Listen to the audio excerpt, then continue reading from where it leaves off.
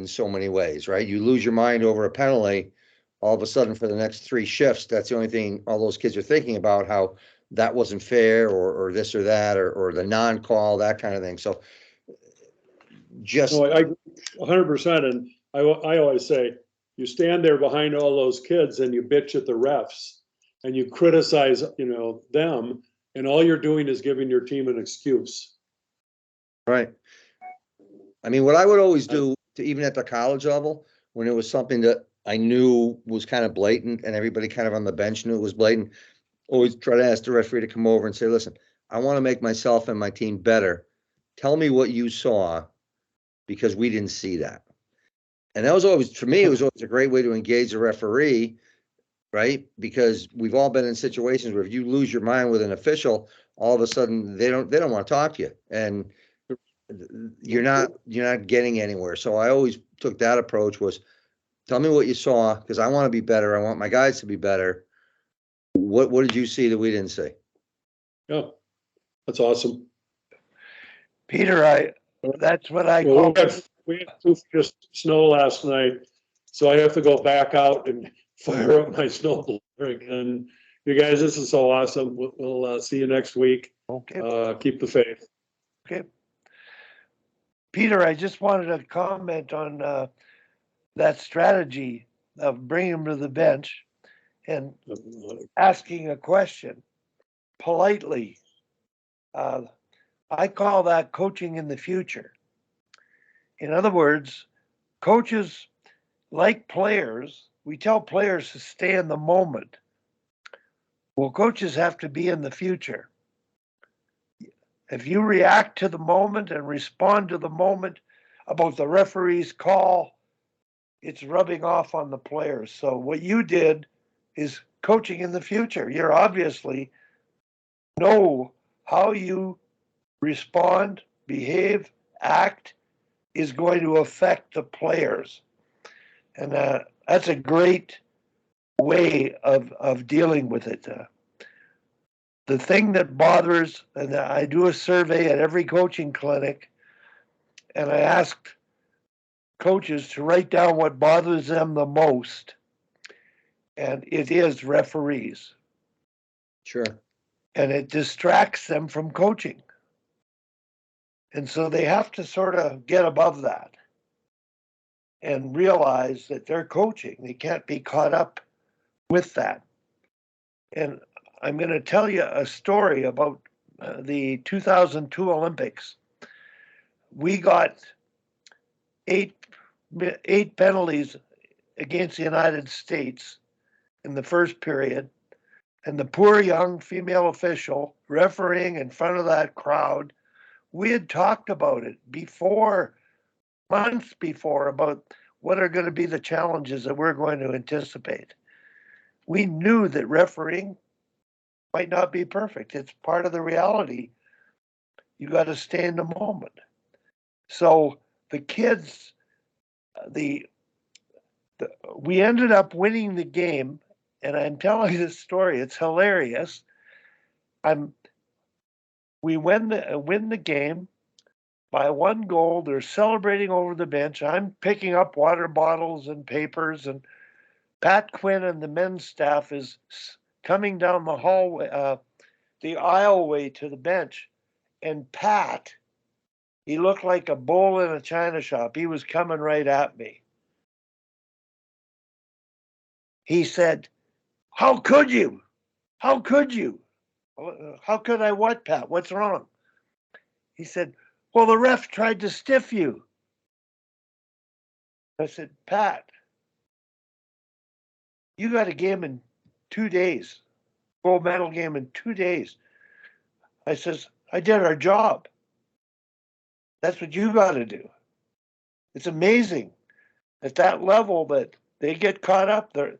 And it was bad refereeing, but our ability as a staff, having talked about the scenarios that might occur, did occur. We handle it. The outcome speaks for itself. The player's outcome speaks for itself. But there was some proactive desensitization of problems that might come up at the Olympics. This is a routine of every Olympic team. They go through every imaginable scenario, and they're prepared to deal with it and refocus, stay focused in the moment to perform well. So it's a great example, especially at elite athletics. And one other thing that came up at this Canucks banquet, talking about the influence of coaches, was my God, I've lost my train of thought on it. I might think of it again, but at that banquet, some of the players who are, parents now who are their kids are playing midget and junior hockey, they talked about, as players, some of those kinds of moments. And having coached them and shown that kind of discipline on the bench, and I don't know why, it's just that it wasn't in my nature to overreact towards officials particularly. But the players really, really appreciated it. And of course, those players at the table had the fortune of being coached by Don Phelps to a national championship, or being coached by me to a national championship. And it wasn't the coaching. It may have been the behavioral coaching. The X's and O's, no, but it was a disciplined, committed, trustful, respectful team, and that trust and respect came from the top down. So Well, sure. Well, and you're always telling your players, right? Stay focused, task at hand, don't get too high, don't get too low. Then they look at you and you're throwing water bottles at at an official, or throwing a whole pile of sticks out on the ice, right? Like, where's your credibility at that point? Right? I mean, it's a heated game, and things can kind of erupt, and I get that. And actually, one of the things, we have a local basketball program that's very good, and the teams are typically nationally ranked, and they were losing, and was close enough though. It was about a 4 or 5 point game, and the coach just absolutely lost his mind on the officials, got a technical. Now it's a 7 point game that they were never able to recover from. And to his credit, in the media and to the players, he apologized for losing his cool and how he may have affected the outcome due to that. So there's so much responsibility you have when you're on that bench, as far as, it's kind of, I always look at it like you're trying to be like the head of a household, right? If you start complaining about the bills and how you don't have enough to pay and this and that, that doesn't get you anywhere. But if you go get a second job, or you go to work, or you find solutions, people are going to want to follow you, right? So that's your job as a coach, is you need to find solutions and put yourself in a position where your players will follow you, will understand that you have their best interests at heart. And again, these are young people that you're, even at the college level, way younger than me, you're trying to teach them something. Rick, I'm going to ask you a question. In your mentorship role, have you encountered behavioral coaching problems that you've had to address? And if you did, how did you address them?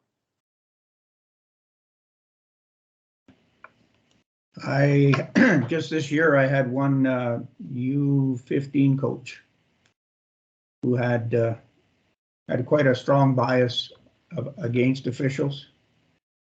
And we've just talked about it, and I've explained to him a lot of what we're saying here, that you've got to set the positive role. You're not going to win that argument anyways. You need to know that. You do know it. You just need to act on it and lead your kids.